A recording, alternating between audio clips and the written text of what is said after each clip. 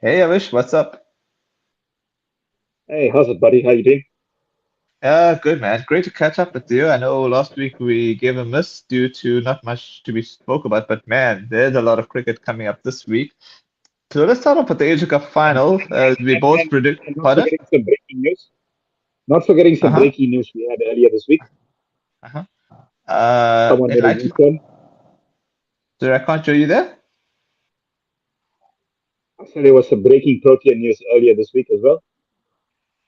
Okay, enlighten us, because yeah, there's so much news that I need to. What happened with the Proteas? Do enlighten us, the viewers. One of the former players made a U-turn and came back. Oh yes, Quinton de Kock. Well, good for him, eh? I'm happy for him. At least Conrad Chukwuri said that he's come back with no strings attached, so that's good, eh? At least he's all in for the ODIs, the T20s, and yeah, hopefully he gets to play. But it'll be tricky for him because the other players have done so well. It will, but I mean, it's a great addition to the squad, Sid. I mean, you can't deny that. I mean, Yeah, the guys coming back with experience, and I mean, experience is invaluable in this game. But yeah, we'll speak about it a little bit later. So let's catch up on the Asia Cup. yeah, of course. Yeah, the Asia Cup final. We both predicted it. India and Pakistan, We and called it. yeah, the We called it. pardon? We called it. I'm just a bit upset that UV is not here because he predicted someone else to be in the final. So, anyways, uh, the way I saw it, I mean, a few weeks ago when I looked at the draw, obviously Pakistan, the toughest team for them was going to be India. If they could negate everybody else, they would make the final, and that's exactly what happened. And obviously India have been on a roll so far. Yeah, but India has yet to play to their true potential. It's been like they've just been in cruise mode. I mean, they haven't really played the perfect game, but I'm sure they'll do it today. And there's been a lot of masala, hey, with the whole handshake saga. So what was your take on that? I don't like to read too much about those kind of things. I prefer focusing on the game and the skills between these both teams. And I'll be honest with you, Sid. I think Pakistan as well. They've been a bit scratchy in this tournament, hey, with the way they perform. Their batting hasn't clicked. Their Hmm. bowlers have kind of bailed them out. I mean, they bailed them out against Bangladesh. Sri Lanka, Yeah. and then they bailed them out against Bangladesh, which was they really need some bailing out there against Bangladesh. I mean, that score was below par, and I think any team, any other Hmm. team, would have fancied their chances trying to chase that score down. And I think Bangladesh could kick themselves in the Hmm. face because I mean that that was a job well done by the bowlers just to keep Pakistan that total. But I mean Pakistan, they are the masters of chaos. Sid. You can't Hmm. deny that. When Yeah. they need to win something, and they need a must-win game. I mean, that's when you see the best out of Pakistan. And we saw them fight with the ball throughout that game. We saw them fight. They took some early wickets, and that really pegged Bangladesh back big time. And there was no way back for them, eh? Hmm. Yeah, which kind of makes you a bit worried. I wasn't worried, more like wary because Pakistan played a perfect game. Like remember that 2017 Champions Trophy where they were also scratchy and then come the final and then they blew India away. So hopefully that doesn't happen today. But I'll still predict India to win, but India must be wary. That's all that I'll say. Yeah, I mean, exactly. I mean, that's a good point you made. This is why this is the game that actually kind of makes them dangerous in a way because it's a one-off. And as you said, India haven't played the best cricket so far. They've been in probably second gear so far. I mean, we haven't seen the best Oh,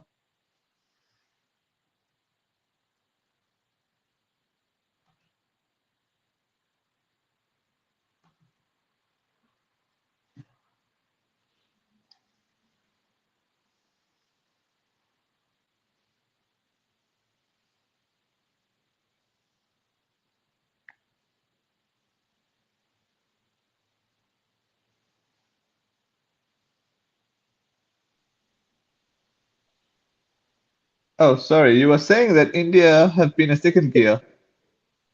Yeah. India been in second year, and this is the kind of game that makes Pakistan dangerous.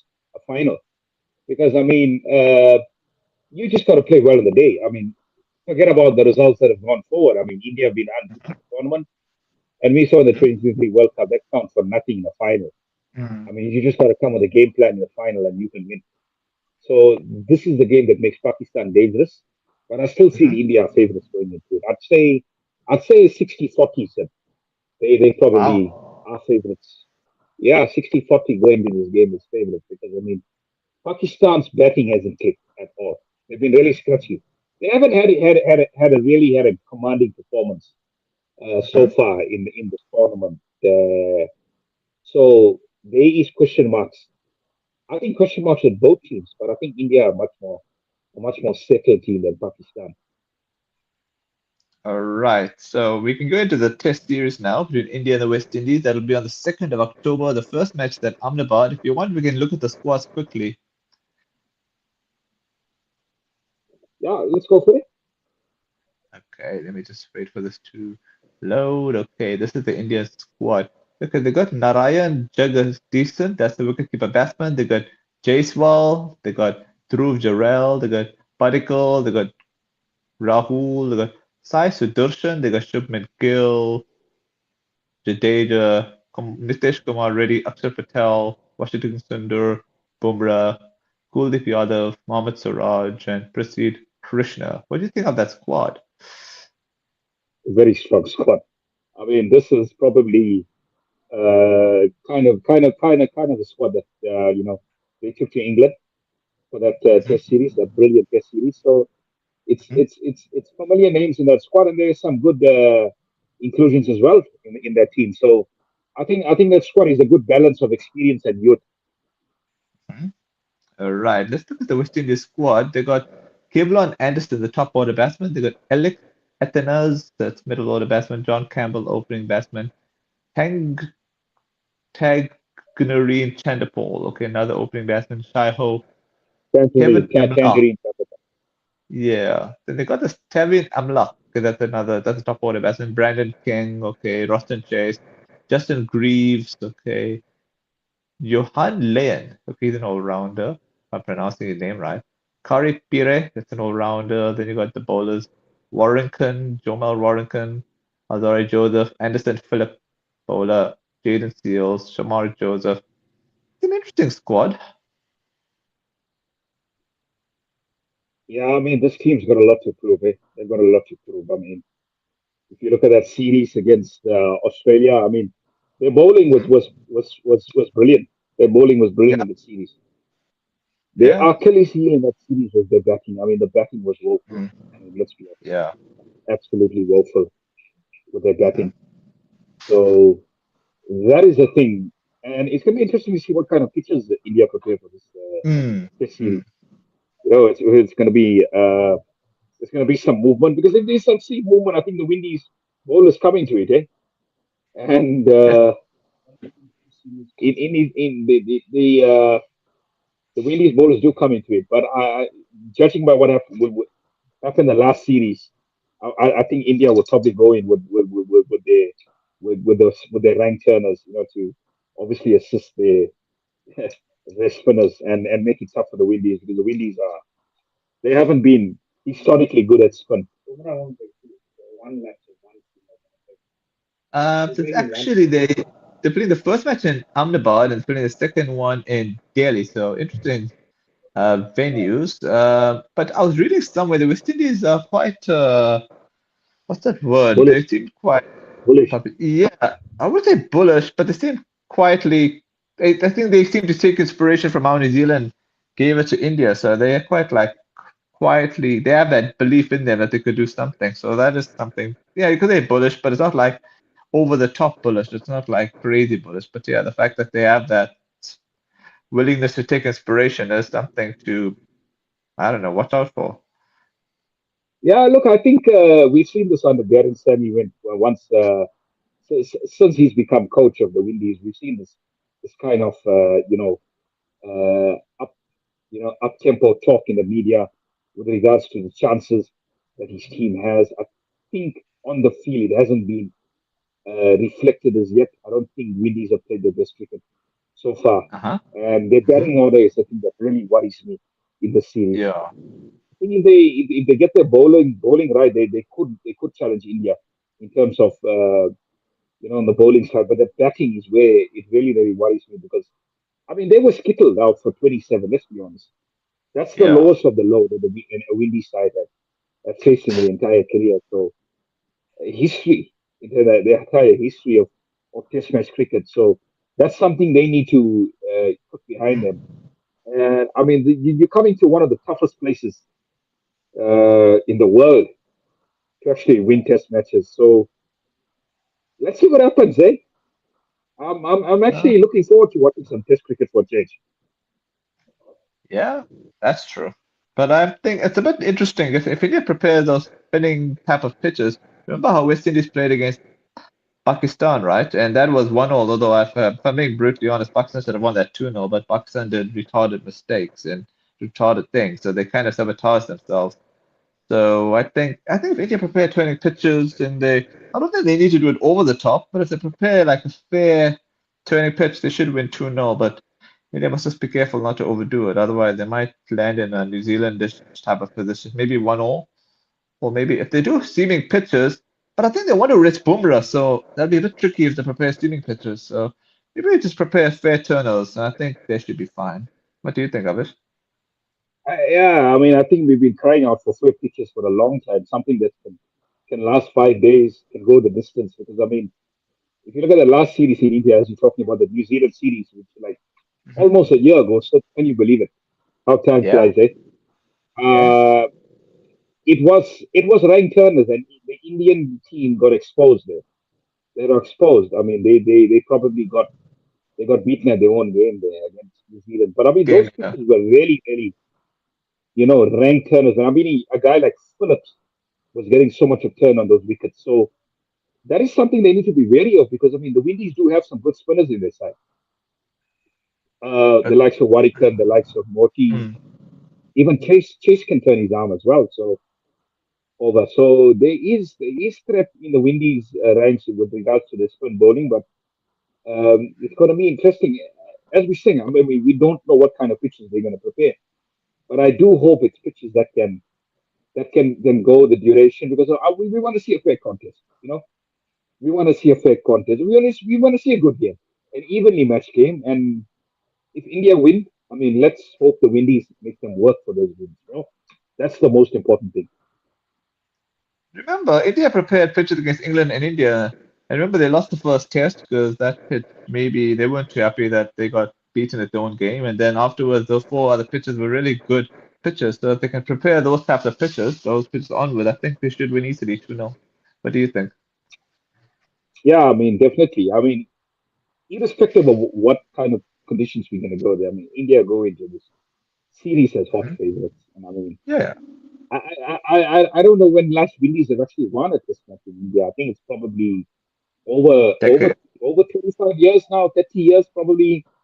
It's been a long time, eh? Hmm. So this is not one of the happy destinations away from home. So yeah, India going as hot favorites.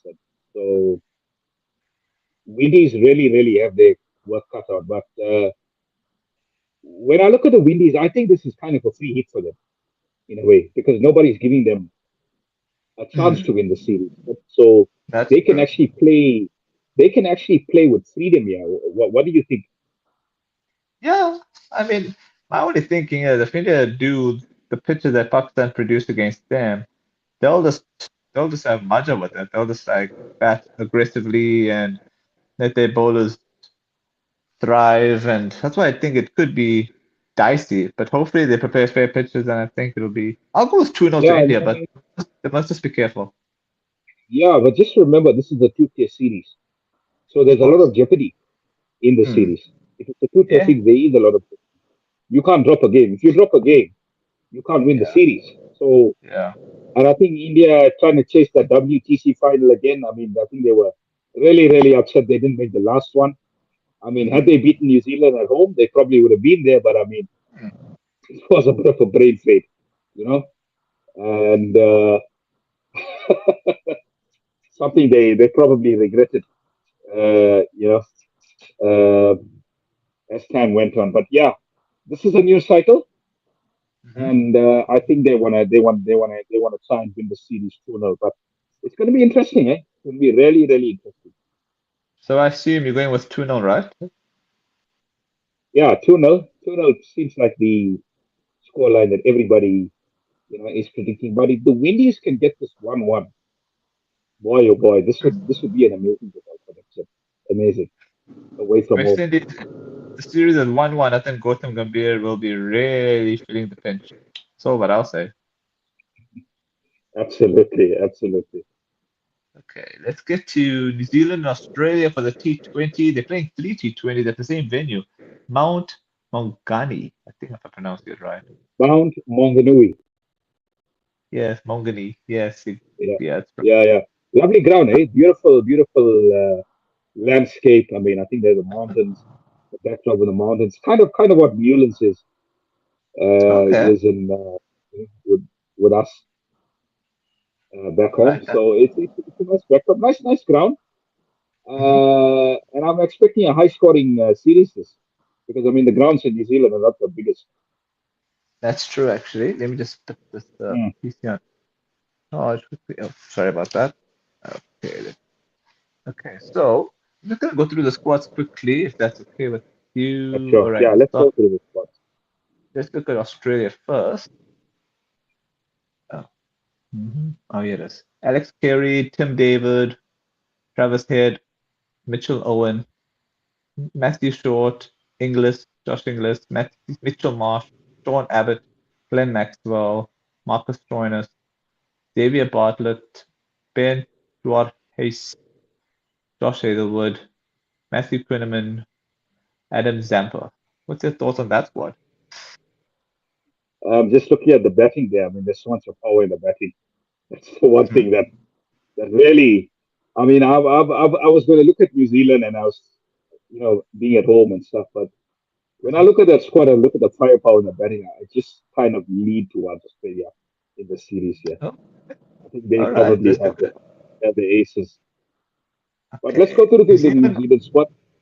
Yeah, Devon Conway, Devon Jacob, batsman. Tim Robinson. Okay, another batter. Tim Seifert, Michael Bracewell, Mark Chapman, Zachary Falk, he's an all-rounder, Daryl Mitchell, Rashton Ravindra, Jacob Duffy, Matt Henry, Cal Jameson, Ben Sears, bowler, Ish Sodhi. Yeah, that's it. You know, I don't understand why Conway is still in this T20 side. Still. I don't think he's a T20 player. And Mhm. for New Zealand to compete with that lineup of Australia, they need players that have a good strike rate and that can hit the ball, can strike it at a good rate, around 150 to 180. Seifert can do it. Seifert can do it. Mhm. Chapman can do it. I'm not Mhm. sure about Conway and Ravindra, to be honest with you. I think they are players in a different mold. I think they are more accumulators. And I think if you have to play two of them in the squad, that kind of gives you a disadvantage. What do you think? Because they're kind of the same type of player. Yeah, yeah, that's true. I mean, when I look at the two squads, I think I concur with you. Australia are going to be the favorites, and I think I won't be surprised if Australia even went, dare I say, 3-0. But let's be fair to New Zealand, maybe 2-1 to Australia. That's not a bad shout. 3-0 is not a bad shout because I'm looking at New Zealand squad. I Mhm. don't know how serious they are taking the series, to be honest with you. Sir. Because, I mean, They having should Devon be. Conway and Ravindra on the side, I mean, Uh-huh. with all due respect, I don't Yeah, think they cut out to be T20 players. And especially where the game is going at the moment, sir, yeah. with England Uh-huh. scoring 300 2 weeks ago. I mean, it's bonkers now, sir. It's bonkers. You really need guys to be striking it at around 150, 180, max. You got to max up those 20 overs. And I don't think those two guys in the being in the squad are actually going to do that Uh-huh. for you. Hmm. Uh, What do you think? yeah, you can't add in any more to what you just said. pretty crazy. But New Zealand should be taking it seriously because the T20 World Cup coming up soon. And yeah, but who knows what's in the mind of New Zealand players, honestly. But then, New Zealand, they'll up the game for the main T20 World Cup. You know that they're a tournament team. They're not a bilateral team, if that makes any sense to you. Yeah, no, I agree with you. They always try to find a, they always find a way in finals, in tournaments for some reason, and it's frustrating at times because I mean, if you look at your squad and their squad, it's chalk Uh-huh. and cheese, but they find a way. They kind of Uh-huh. they're better than the sum of their parts. I would say Hmm. they really punch above their weights in Okay. tournaments. All right. I just saw something here on my radar. We can do this very briefly. Sure. Okay. Afghanistan and Bangladesh are playing in Sharjah, and they're playing three T20s and two ODIs. So I'm just going to make this very short and sweet. Afghanistan to, well, the Bangladesh has done quite well in the Asia Cup. So again, I'll say Afghanistan doing 2-1, but I won't be surprised they really win the T20. So I'll say Afghanistan 2-1 for the T20. For the two ODIs, sheesh, this is tough. Hmm, maybe 1-1 for the ODIs, but I won't be surprised if Bangladesh maybe win it 2-0. But they say 1-1 for the 50 overs. What do you think? Yeah, yeah. Afghanistan are actually good in Sharjah. I think that's if I'm not mistaken, that's Okay, one of their home grounds. So they are okay. pretty good in Sharjah, and I think if they can get Uh-huh. all their players back, they can really give Bangladesh a lot of problems. But yeah, I probably lean towards your prediction a lot more. Afghanistan to win the ODI, the T20 series, and then probably the draw the ODI series. And it's a Yeah, it's just, pity. uh-huh. It's a pity that Uh-huh. there's only two ODIs. It's a real Yeah, pity because yeah, if there was three, it would have been really interesting. I know. Actually, the T20s are in Sharjah and the ODIs are in Abu Dhabi. So look at the pictures are in. I think Sharjah is where it turns a bit more, isn't it? Yeah, absolutely. It's a real nightmare for batters in Sharjah. Yeah, it turns a lot. It really does. And then Abu Dhabi. I think Abu Dhabi there is a bit of steam movement, Okay, kind of like Dubai. okay, But Sharjah is probably the venue the way it turns the most in the UAE. Definitely. okay. All right. So we'll keep it to that. Okay, let's see something here. Another one we can do quickly is. Oh, this is very confusing. Okay. Oh no, this is just okay, I think I'm not gonna bore you with this Namibia 2 to Zimbabwe actually, because I haven't been following it. I'm just looking at the results. One thing I will say, Zimbabwe has won 2, Namibia won 1, Namibia won 2. Oh no, I see they did a different I think they're doing a tri-series. No wonder I got so confused. You want to talk about it or you want to call it a day? Who's the third team? Who's the third team? Oh, okay. All right. I'll tell you what happened here. On the 15th of September, Zimbabwe played Namibia. Zimbabwe won by 33 runs. And then in the second T20, because this is a T20 tournament, looks like, then you had Namibia against Zimbabwe again. Zimbabwe won by 5 wickets. And the third T20 was, oh, wow. I think Zimbabwe probably won this T20 series 2-1. Namibia won the third one by 28 runs. And then you have this match here, which is the men's T20 World Cup regional final, and this was Namibia against Kenya. Namibia won by 136 runs. Sure, that's quite a spanking. Although this must Sure. imagine that for a T20 Yeah, I game, mean, it's a shame. 136. It's a real Hmm. shame what has happened to Indian cricket, sir, because I mean, I know. once upon a time they were quite a competitive side in ODI cricket. And it's a shame. It's a shame what's happened to them Yeah. over the last decade or last 2 decades. Hmm. So yeah, Namibia has a team on the up. I don't know if you agree with me, but they look a team on the up. They've got a Yeah, few expats there. of course. David Visa Hmm. that used to play for SA. So Hmm. he's at Namibia as well now. So Mm-hmm. they look a team on the upset. I Uh-huh. think in the next couple of years, you'll be looking Mm-hmm. at a team that can really compete.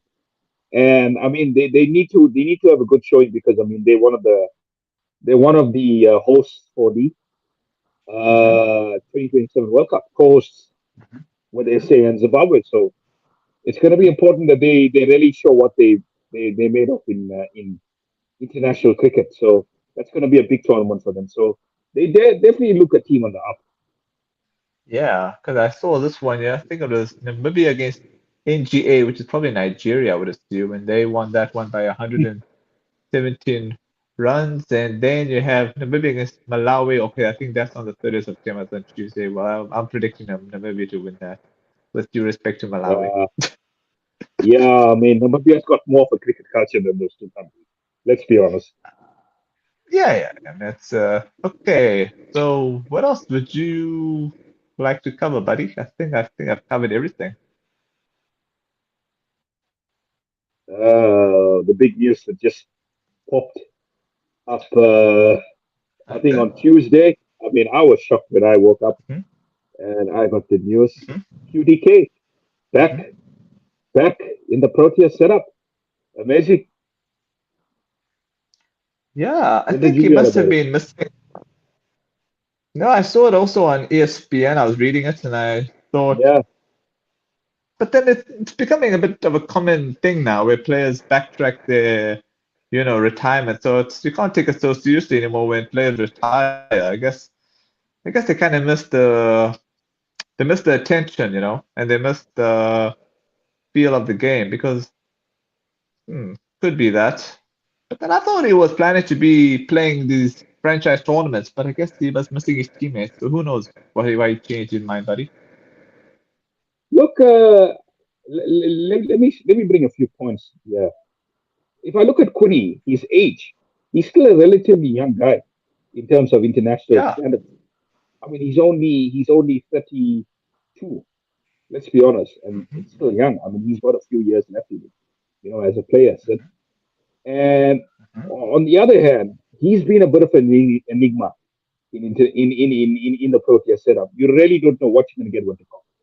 I mean, he can have a brilliant innings on one day. I mean, he can destroy an attack, and then the next day he could probably go out for five. So there's always been a bit of mystery around the call. And what Hmm. was interesting about this was he actually contacted Shukri Hmm. and told him, he wants to come back into the setup. And I do think this raises a question mark on players like Rickleton because I mean Rico he had a great start to his career, but I think his form has been dipping a bit now. So, and I mean as a gloveman, I think Quinny is probably one of the best glovemen SA have ever produced over you know or in international cricket. I mean if you look at the likes of Boucher before that, but I think he's probably the best gloveman since Boucher. That's true, actually. If Quinton is going to play, he'll probably take Rickleton's place and he's probably going to open the batting because that's the only spot place you can put him in.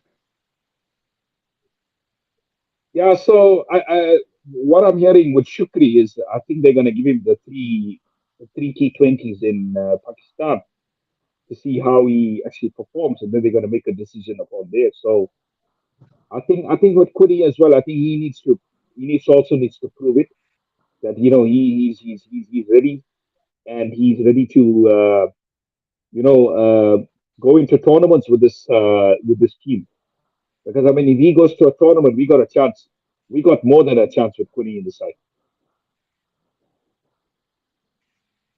Of course, because the T20 World Cup's in India, so he's used to the conditions and I'm sure India will produce good pitches. I don't think they really produce bad T20 pitches. Although I remember the one bad pitch they produced, which was against New Zealand and Nagpur, and then they lost to New Zealand, but that was many years ago, if you remember.